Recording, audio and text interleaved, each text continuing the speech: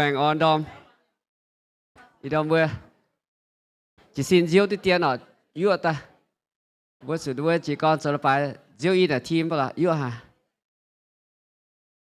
Biểu đút y là team cả. Bang on dom bữa mà chỉ lột xăm nhỏ là đuôi bữa yếm cái gì yếm miền mười xuống bị tai chọn kiến sợ là phải từ từ bữa hay con hay miêu và đuôi lòng hiến ship thảo vui mình mua tỏi xuống bị tai chọn kiến sinh thiên hùng cái gì tắm mà chỉ tao là đúng không ý đó mà mình mua tỏi tại sở ý bữa tại sao ý bữa số là phải tự nhiên dùn phải em coi tại mai phải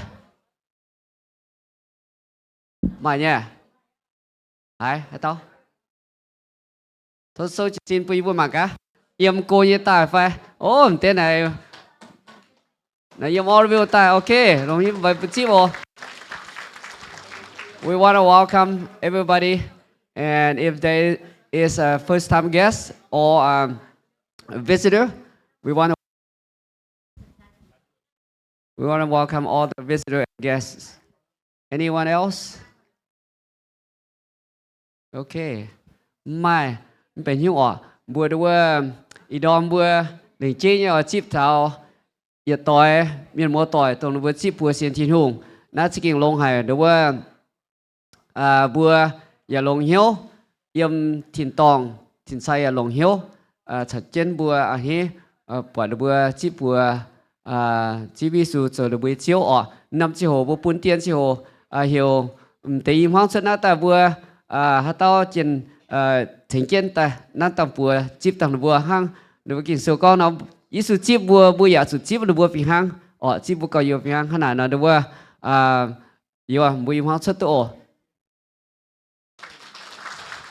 nè chẳng phải yêu nhé yêu thì chiều chiều gì hiểu không pe mấy mấy chiêm ok ok bùa so tại yếm bung yếm như left na chỉ mình right line up tại thì mình đang tăng bùa bùa yếm bung ok welcome một chưa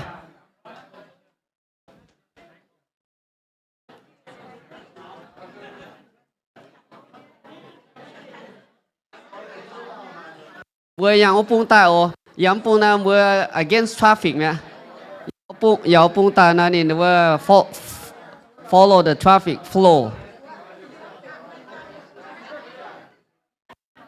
mỗi yang bung tại na one way nha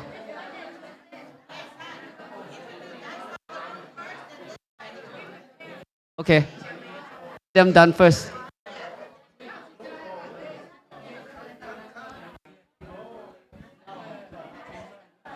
This morning, we want to welcome a new couple who just accept the Lord Jesus as their Savior. So, as a new member, we want to welcome them.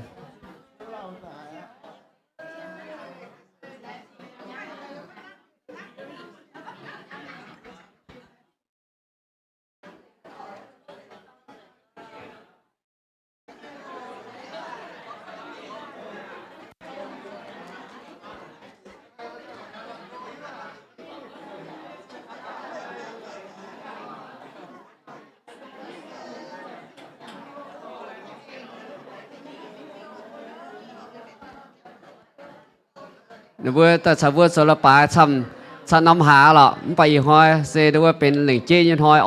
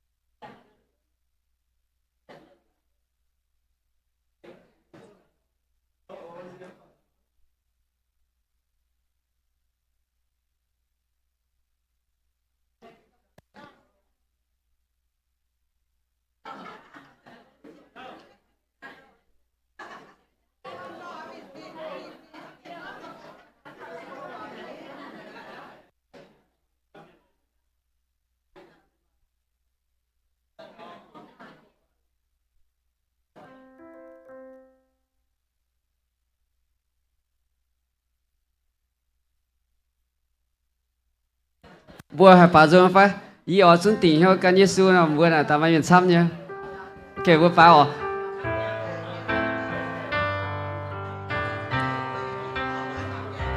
Yêu ơi xuân tình hiệu can trên chiều Giêsu Yêu ơi xuân tình hiệu can trên chiều Giêsu Yêu ơi xuân tình hiệu can trên chiều Giêsu Mai huyên gang ruột mai huyên gang ruột Pam kiên quảng ha Pam kiên quang ca chiều trăng yếm ra miền Pam kiên quang ca chiều trăng yếm ra miền Pam kiên quang ca chiều trăng yếm ra miền Mai huyên gang ruột mai huyên gang ruột Lại xin thiên nụ ọ Lại xin chiêu bùa hôm nay bùa chip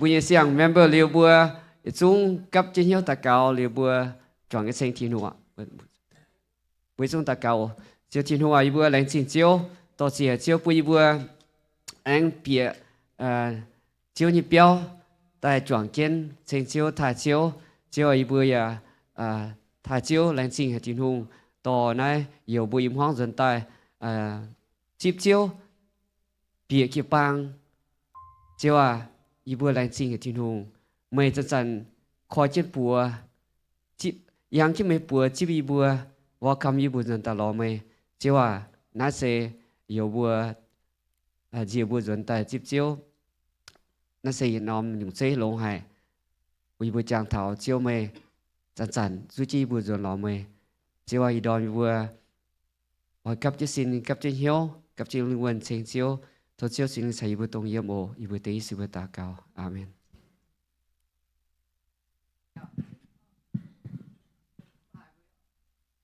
Hello.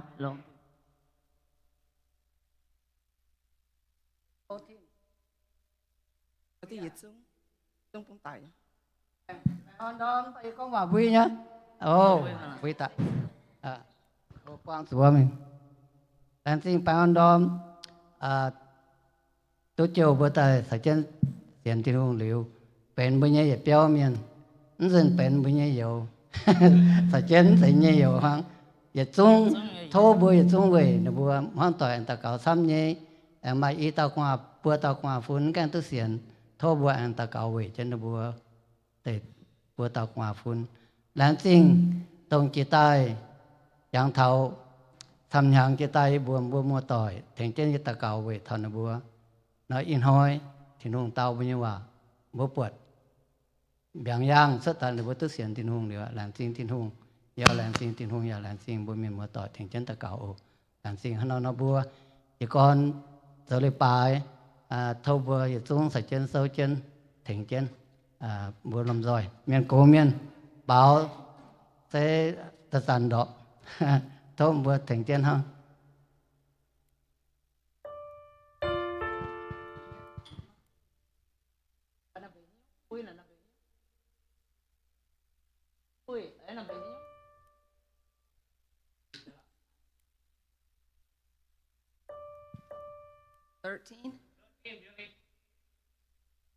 And piano. Turn the piano a little louder.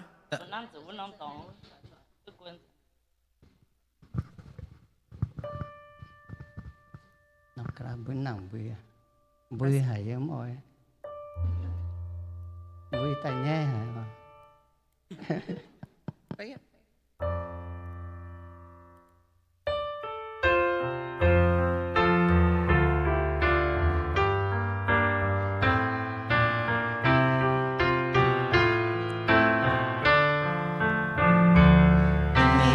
hỏi công thiên bay hòn hỏi đang quang danh nhớ chung quân nhau nhẹ xin tông nhiều nhẹ nhàng phong họ nhau bùa danh châu lâu thiên tên nhau mãi mãi ui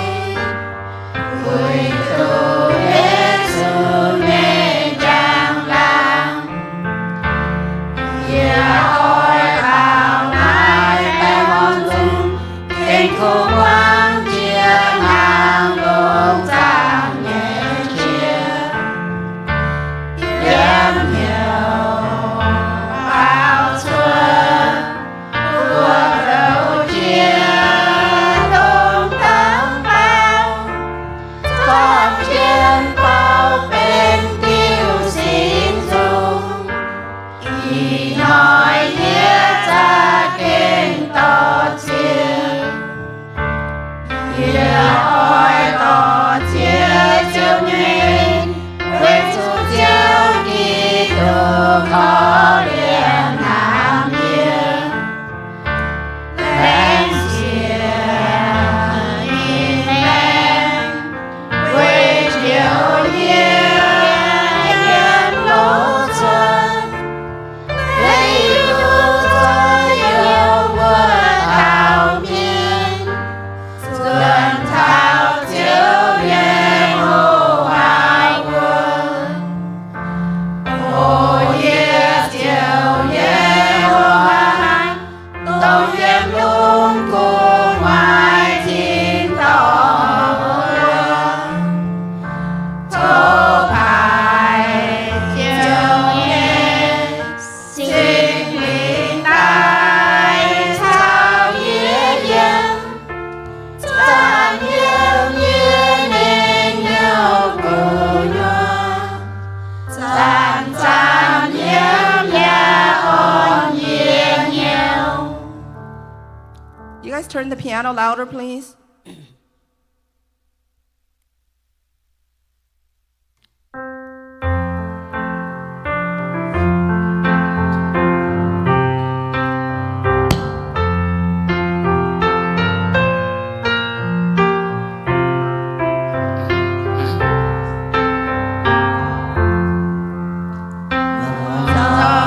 subscribe cho kênh Ghiền Mì Gõ để không bỏ lỡ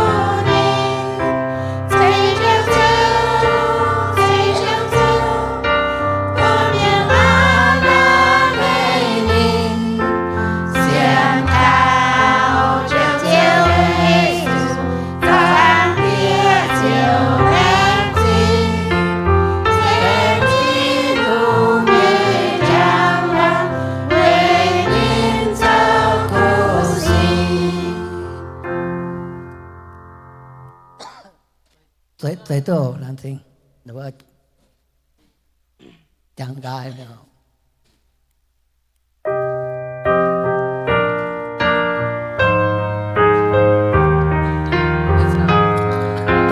It skipped a song.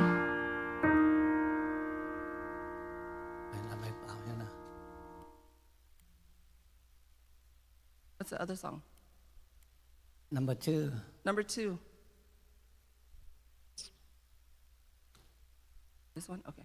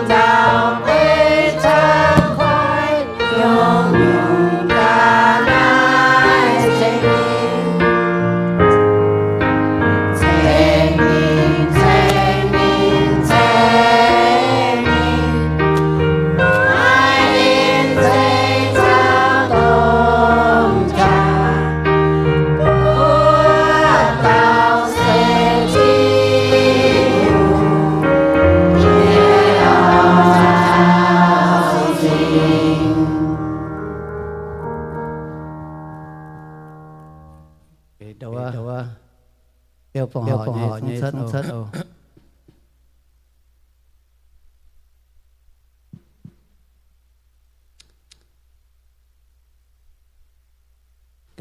Cặp nhau tất cả phòng họ.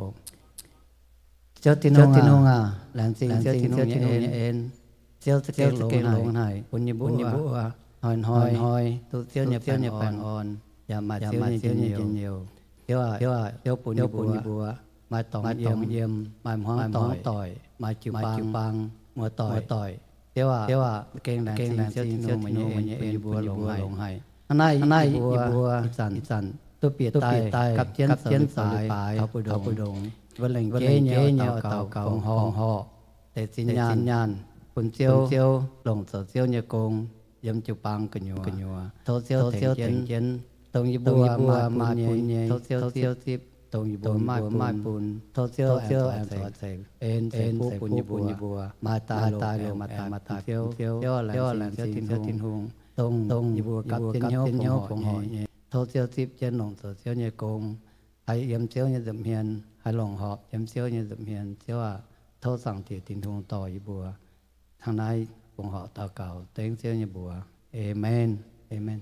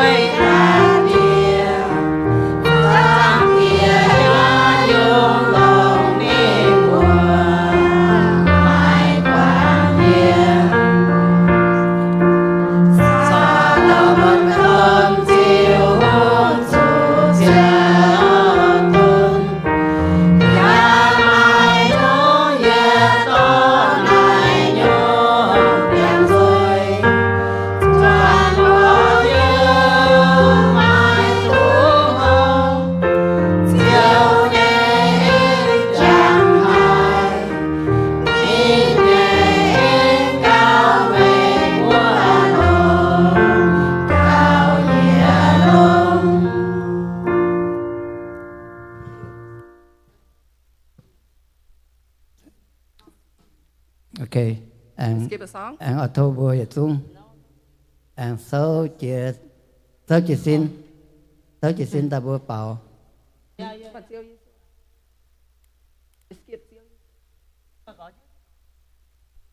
Skip the song. Go back to this one.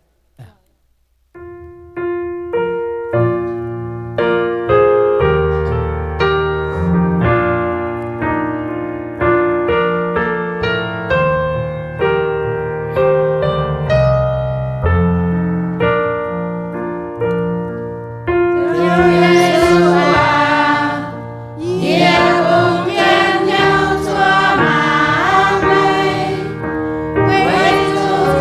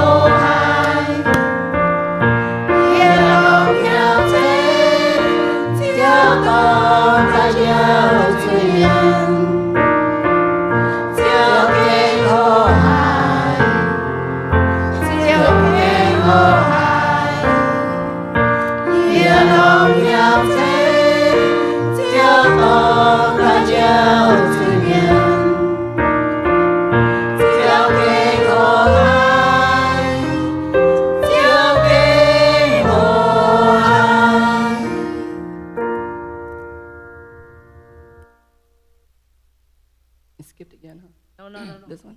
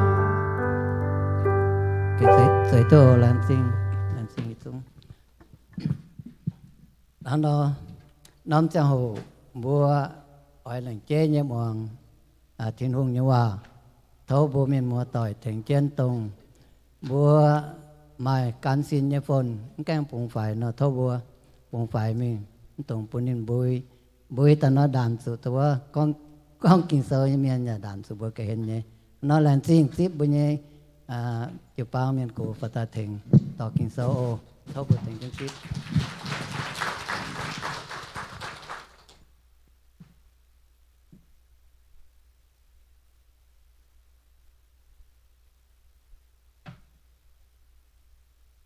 Lại xin thiên hu, lại xin hiểu một introduction. Đúng ye cần sẽ sắm một phi hang ọ, đúng sống mình cho thảo nay in hồi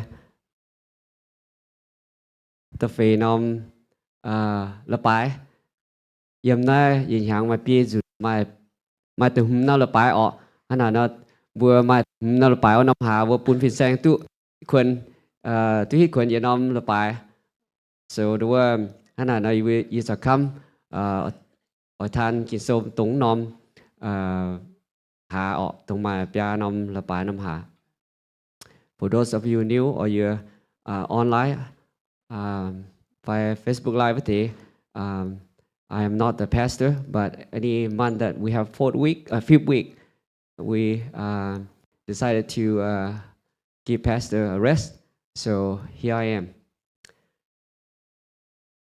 bữa yên hoa mảng thảo bữa oi yếm bọ sớm chiều mưa tấm giúp bữa mưa mảng tới mưa phun tuy nhiên mà tôi mảng canh nhung mảng kỳ sâu nhau ha đúng những kỳ sâu là hỉ lọ mưa giúp khoai tham ọ bữa yên hoa oi giảm thảo oi mai thảo bữa căn con thiên hùng chăn chăn chúa chiến bữa oi bữa dồn tờ lò nín God always welcome all of us back to Him. That's my topic today. Bữa đó bữa mai kinh sâu oi mảng oi tổ tề bữa đó tổ mảng cao yếm na đó Matthew sâu diệp yết sang nhi diệp bết yếm mình thảo pha yếm Matthew 11:28-30. Mày bùa hải tàu khôn hang yê cả ná hía kun ta yê nái yê ỏi pun mày bùa hít khuẩn cho yê nhê điang cá chén chuột yê nhê nhung với chủ yê hiếu xuân họ nọ mày bùa chiều tụ bang on với chủ yê pun mày bùa võ nòm điang cá khu cá nhé yê pun mày bùa nhé nhé cả ná giả hình em nàng hít tu điang cá nè bùa bị hiếu à bùa mà cá chăn như vậy Matthew 11:28. Come to me, all you who labor and are heavy laden, and I will give you rest. Take my yoke upon you and learn from me, for I am gentle and lowly in heart, and you will find rest for your souls. For my yoke is easy and my burden is light.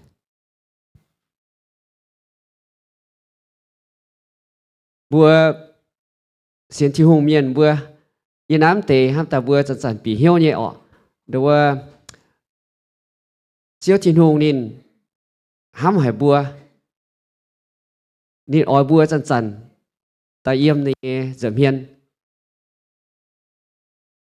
thiên hùng hám thiên hùng ói hải bọn bữa dần ta lò nín God loves it when you and I come back to Him, return to Him. Bữa dồn ta lò chiếu, dồn ta cặp trên hiếu chênh chiếu, nay bún chiếu tu giang làng, thiên hùng, ya buông hiếu. Bữa ya tu chip thiên hùng ya phụ, hang nọ, bữa dồn ta lò thiên hùng chăn, thiên hùng ya chip bữa. Bà Satan ya oi co sẽ con bùa mình cô tế sẽ con bùa tỷ lại mình thế hả kỳ số con Satan là nhìn hang ya tàu tôm xiên nó ni oi bùa lấy cô tế tôm xiên là nên mảng kiến hà tàu sang khuตัวก็ไฟเตะเลยโกเตะต่อยเดี๋ยวนั้นออยเดี๋ยวล้อเจียงโหตายหรือว่าจอนี่นะออก so bùi phía hang nó sẽ bế thảo hang bùi phía hang nhé sự con bùa hát dần bùa miệng thì nó sẽ hiện á bùa mình cô bùa biểu mình cô nên là bùa chủ bùng kiến ổ sa tá ni oi hài sẽ ha sa tá ni oi mảng kiến bùa hát dần lấy cô tế na nên ở lò chơi hồ tại đó nhau bùa hăng nó bùa yếm ni phát thiên hùng ni yếu hài bùa yếm ni phát thiên hùng bùa mai chưa xử lý chở bùa yếm nên sớm hai tay nhau bùa hăng nó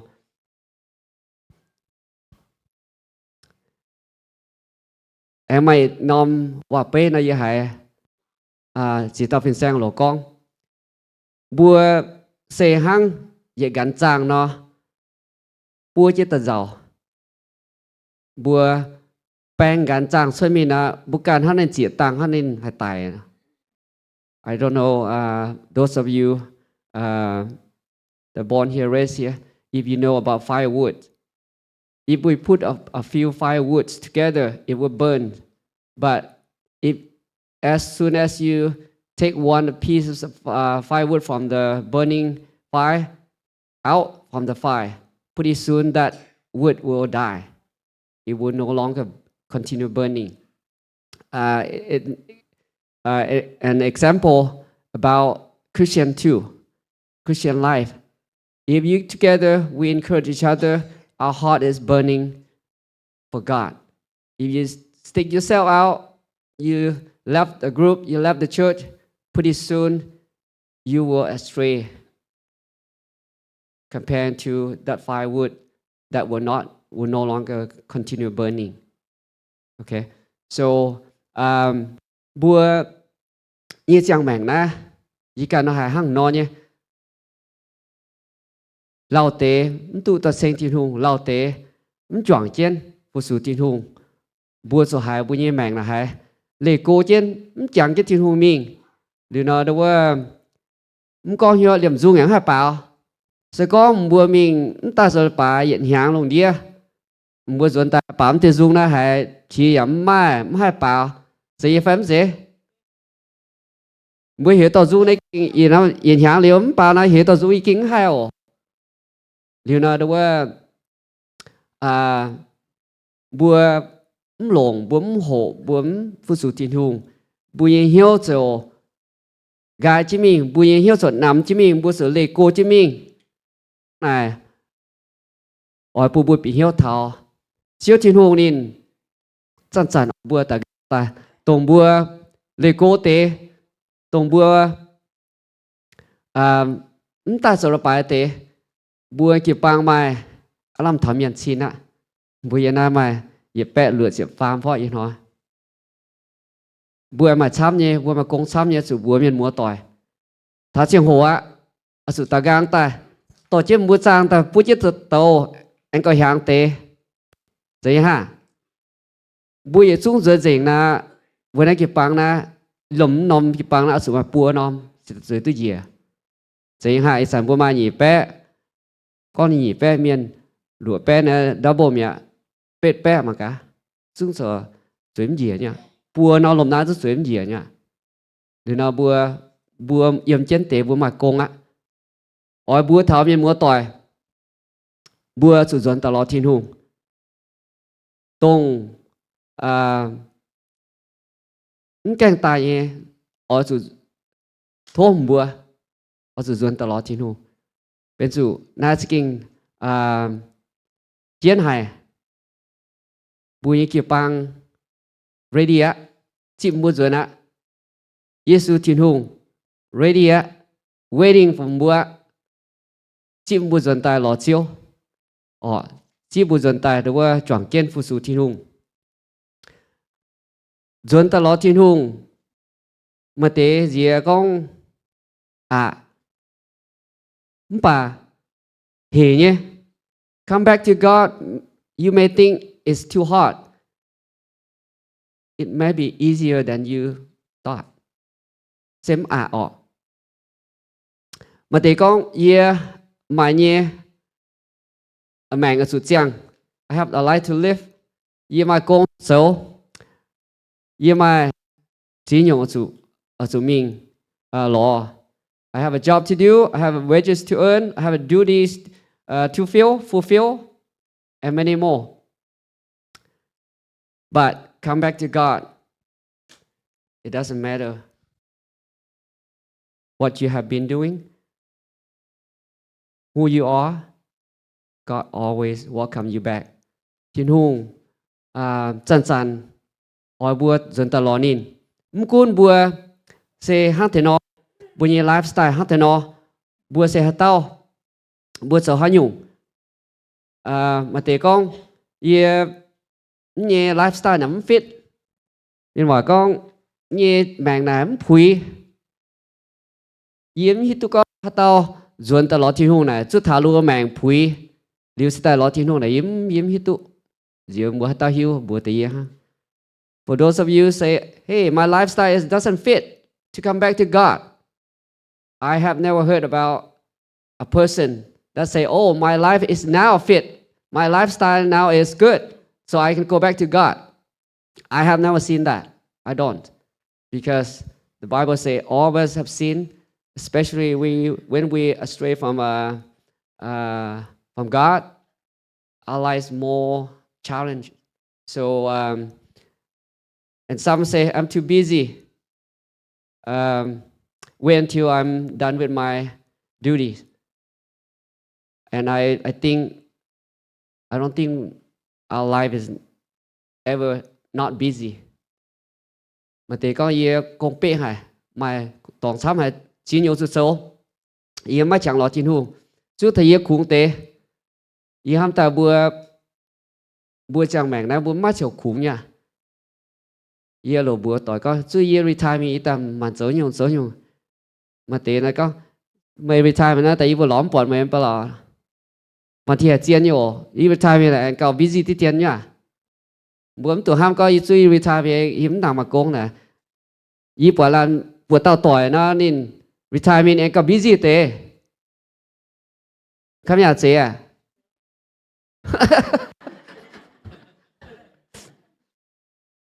Đúng không? Mà ý tao tỏi ô. Mà tao nào ta phone nhà khóm hại, nếu chứ thầyคนนี้เด็กฮะ tao tỏi này nên mình cái đâm chưa làm bà. So bua ta lo thiên hùng.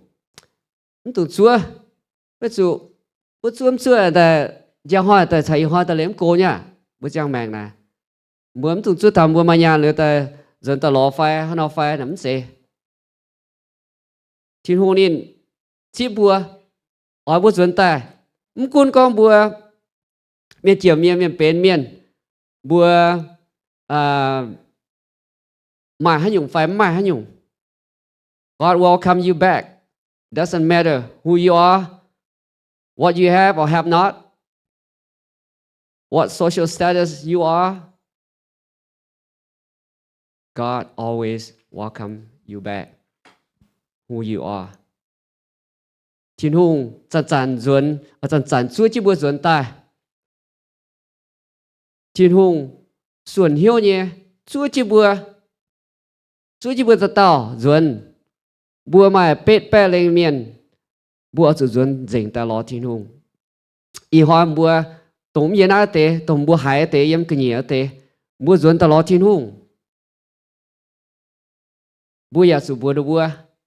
Bùa mình cái xiên nhé, tế hải em bền hùng.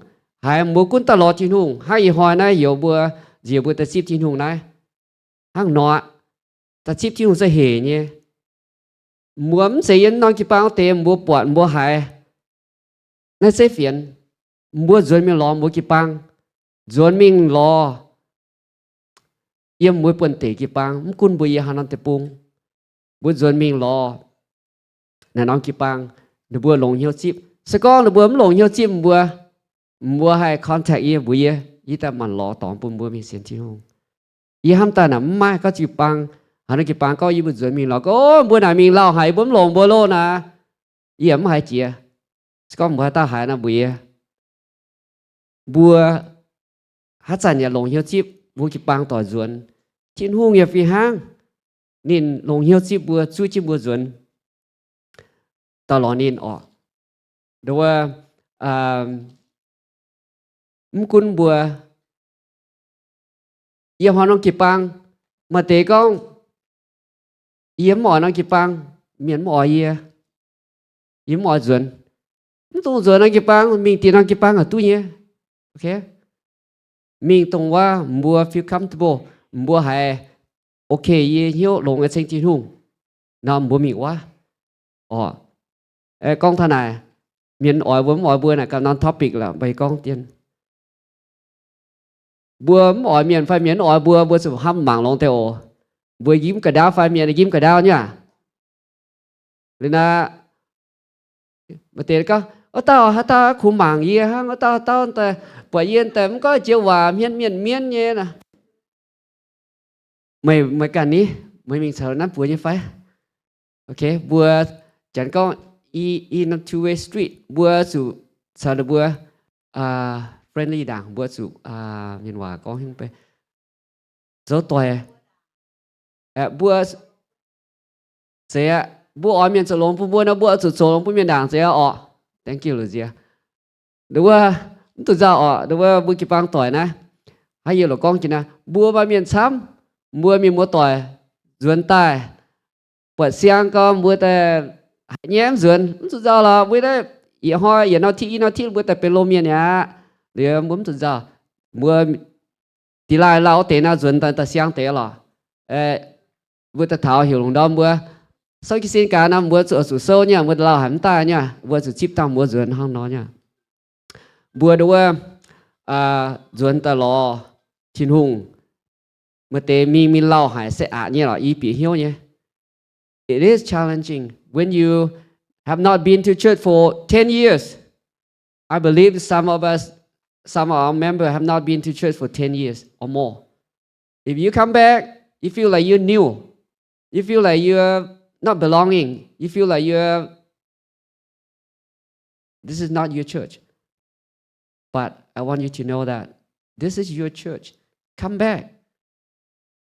And all of us who are here will be glad to receive you back, to welcome you back, as God always welcome us back to His presence. Bữa anh khi xưa anh có một bữa yếm lô kinh sâu Zachariah bùa miền hòa con hiểu không? Zachariah thì yết trang thì phám yểm họ. Thì nó hana con cái kinh sâu hana con. Giêsu mang ta miền như kinh sâu.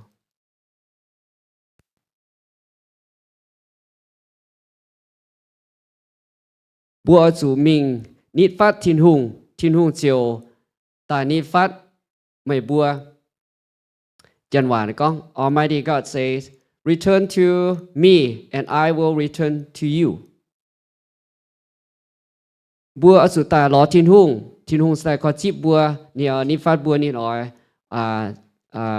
return to bùa. Sẽ con bùa biểu mình cô nãy bùa cần biểu thiên hùng biểu bùa là thiên hùng quảng bùa. Okay. Con bướm ta lọ thiên hùng bún trên freedom bữa nhỉ ở ta lọ này này bún trên freedom bữa nhỉ anh nào nó bún như chơi lồng như xe chủ ta lọ nín ta lọ chiếu mà thì có yếm hít tu han ta lọ ý ta thảo hắn chẳng xiang xiên nó hắn nó xấu hệ sút hệ chia it's easy. Come back to God. Come back to church. Very easy. Bùa tao xiên nhé bùa chân dấu tỏng nhé.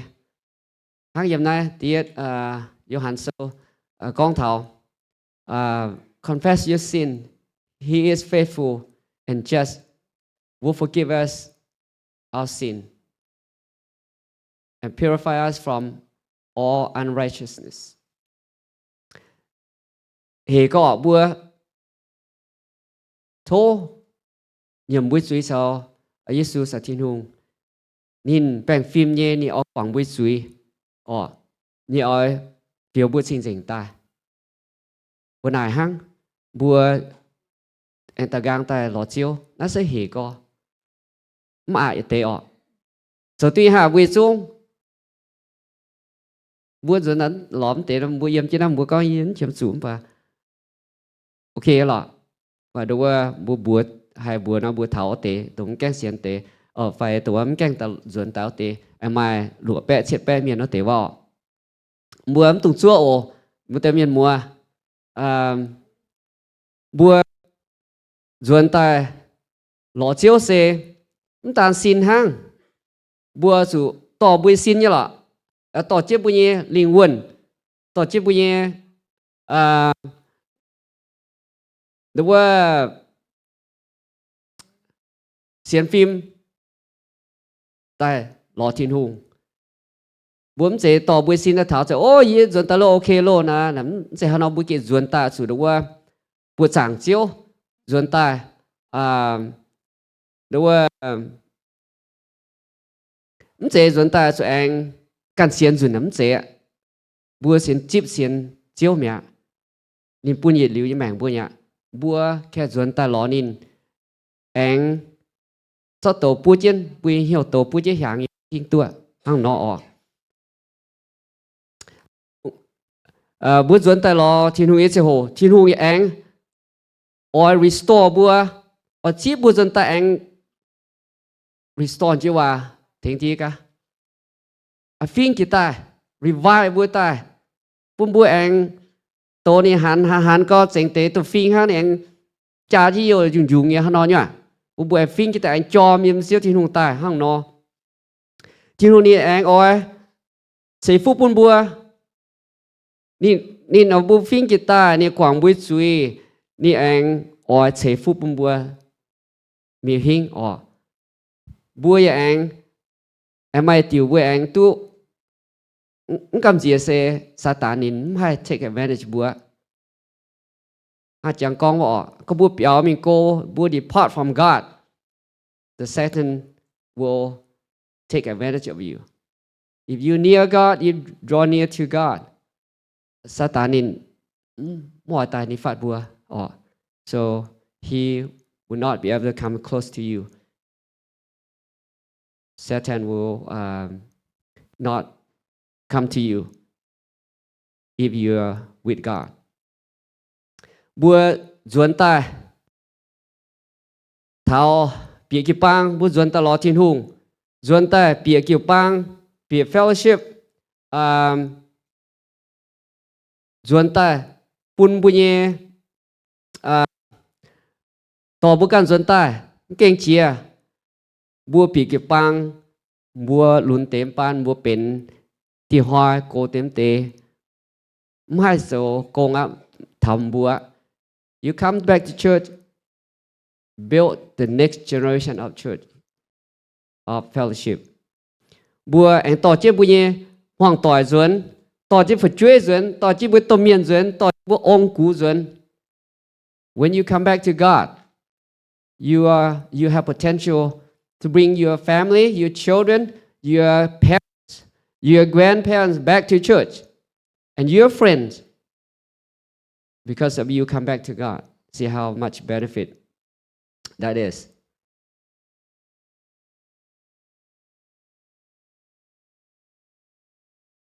Liu bua dồn tai bịa kiệp bang dồn tai ló thiên hùng bua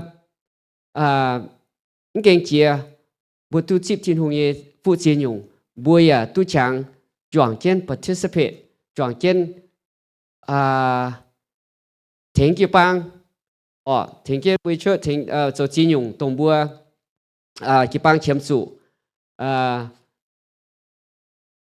tiếng chế nhé bùi hang bùi kia bang cái chẳng na chứ hồ bùi chiếm chủ hiếu sao bùi chiếm chủ hiếu nó hồ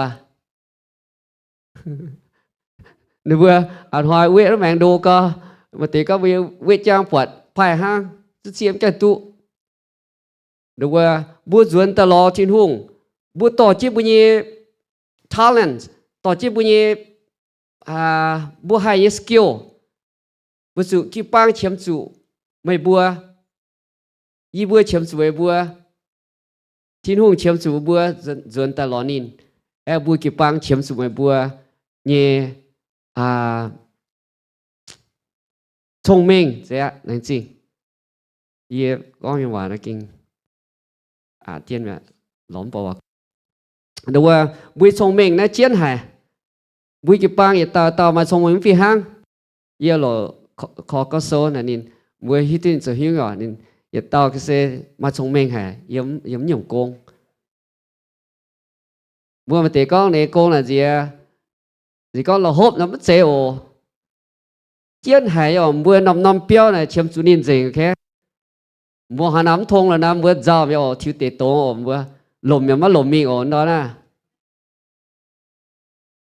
cái kinh Việt Nam chiến hải nhung đúng không bữa giờ tao mà những skill nắm phi hang bữa hít tu nhẹ mà tế hay số nhận mà tế hay giá kinh sâu mà tế hay số chi nhung ye nhung hay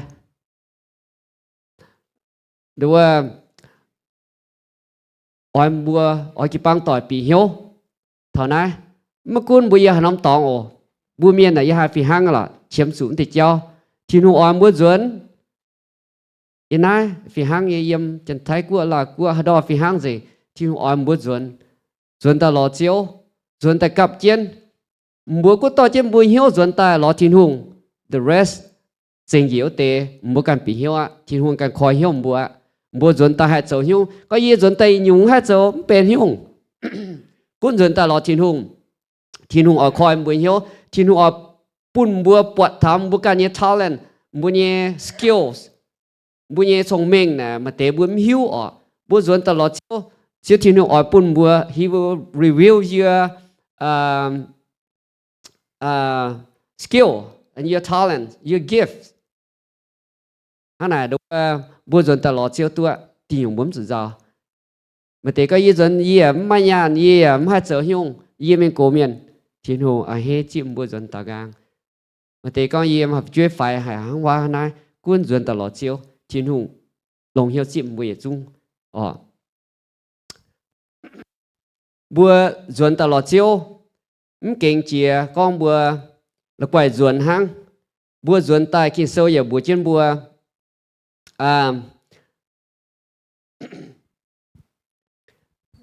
bùa hang thì nó bùa mảng cáo lỗ sinh dung sâu xòm đúng con thảo bùa hang thì nó bùa duyên ta lọ chiếu này bùa hiếu phụ yếm liu bùa tỏ trên bùa nhé sinh thiên hùng hiếu duyên sinh dung sâu con thảo tai mà bùa ở chủ tai bảo dung sinh chiếu bùa diện nhiều như hiểu trên sinh nhiều ye bùa nhé là bế bùa ở chủ tài yếm nín nhé giảm hiền tỏ xỉa nín và ở chủ diện nhiều nhé hiểu chiến bảo dung sinh nín. Come let us sing for joy to the Lord. Let us mắng nàng hiu chứ mắng bột ta.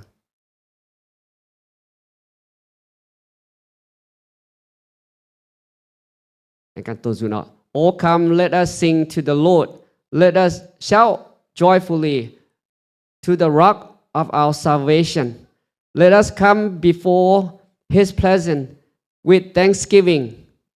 Let us shout joyfully to Him with psalms. Thiên hùng bùa bùa, duyên tai lò chiếu, duyên tai chịp chiếu, nịp phát chiếu. Sở trên bùa chọn cho hai đom nó bao dung bùi nhé hiểu trên thành chiếu thả chiếu nó sẽ bùa dồn ta lọ chiếu chi hồ nhưng để cho nên ở tài bùa dồn ta lọ chiếu liu bùa cần như hiếu ở chọn trên thành chiếu y đom y oi bùa thảo miền mùa tỏi kỳ băng tỏi chung sự con bùi yếm ná tiệt lồng á muốn miền á tế tháo chiang hóa bua sụt ruột á mày bua hải đất dễ phiền mày bua hải đất tế hòa y ở bua mày bua Giêsu thiên hùng y đom hiểu chứ mày bua ruột ta gang á tháo chiang hóa Giêsu chúa trên chip mua ruột ta bị kịp băng ruột ta chênh chiếu quân bùi yếm hải thiên hùng chăn chăn lòng hiếu chúa chip mày bua. Now is the time. If you hear this message, I want to let you know God is calling you. Jesus is calling you. Come back to church. Come back. God is waiting patiently to receive you back to His presence. God is calling every single one of our church members and those that have not received God yet. Come back to Him. All of us, all mean all. Believe, non-believer, come back. Bua xiên thiên hữu tế, bua duẩn tài. Mình kêu xiên thiên hữu tế. Ta bị cái băng chip Giêsu cho mùi chiếu. Bùi chung ở hê chip ọ. Hãy con tí chân thái hoàn bà lùi mình có. Chứ hồ. Mình cáo. Bua duẩn ta lọ chiếu. Chiếu lãnh kết quả. Yếm na Jacob sâu nè bùa chân bùa. Draw near to God and He will draw near to you. Also, mình tại phải tại nít phát thiên hùng chiều ở nít phát mày. So I will leave you this message. Draw near to God and God will draw near to you. Yi oi pun bùa chẳng thà nó chiều à. Bùa tại nít phát chiếu ở nít phát bùa. Ở bù bị hiếu con thiên hùng sung chế bùa chìm bùa tại gang tao lọ chiếu. Lại xin thiên hùng ọ. Thố thiên hùng xây phụ bùm bùa tao. Ôi thố thiên hùng on hiếu bùa tông lao hải bọt ye vì mua tỏi. Quân tà gang is an chiang hùa. Một quân tà gang kì bang chiếm sụm bùa thiên hùng oi mua tà gang. Lại xin thiên hùng bùa cặp chân hiếu tà cao ọ. Chiếu thiên hùng ọ y bùa lãnh trình chiếu lãnh trình hải thiên hùng bùi yếm ai chẳng hòa nai ta yếm chân mình mua tỏ dùm hiền than ý chí yếm kinh sâu chẳng thảo chiếu mày bùi bùa con mày xuân hiếu nhé chúa chân y bùa tà gang tà lọ chiếu chúa chân chip y bùa chiếu ai y bùa lãnh trình thiên hùng yêu ta cao quếm tế mình mua tỏi tông mà chỉ bé nhé thì bang tỏi tùng lao hẳn bọt lao hẳn hài lao hẳn tụ cặp chân thành chiếu tề chiếu ai bữa oi thôi chiếu sinh linh on được bùi hiểu nên bùa dần tai nít phát chiếu với chủ ý bùa hi tụ chiếu oi mình mày ở nít phát nên bùa bùa mày bùn nên bùa mày ở bùn nên bùa tụ chiếu chia nhung mày phụ chiếu à lãnh sinh thiên hùng ổ y bùa thô chiếu sinh linh thiện kiến y bùa kì bang tỏi bùa y bùa yếm ná tê bùa y bùa hãy chòm chân hiếu phào tống miên ná tê hãy tà gang tà lọ chiếu tống keng xiên tê bùn bùa ta xiên ta chip chiếu hãy y đòm mà y tao miên mùa nó chiếu à y bùa lãnh sinh hãy chiếu y bùa tê y sư ta cao. Amen.